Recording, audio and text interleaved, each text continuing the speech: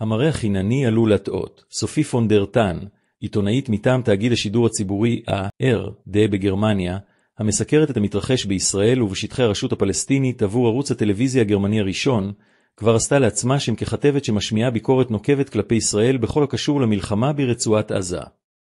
בכתבה שלה, תחת הכותרת מהי עמדת ישראלים כלפי הסבל ההומניטרי של הפלסטינים בעזה, ששודרה לאחרונה במהדורת החדשות המרכזית טגס-שאו, מופיע בין שאר המרואיינים ישראלי שמביע עמדות קיצוניות במהלך תצפית על הריסות עזה ממצפה שדרות.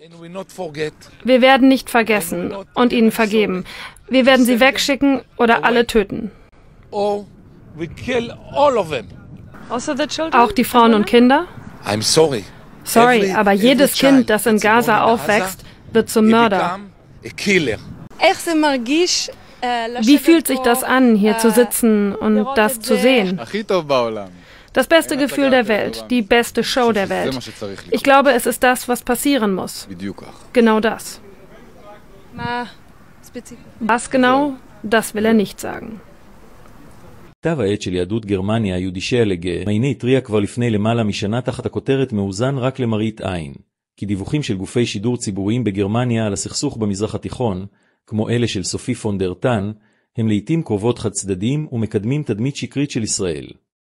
Massenvertreibung.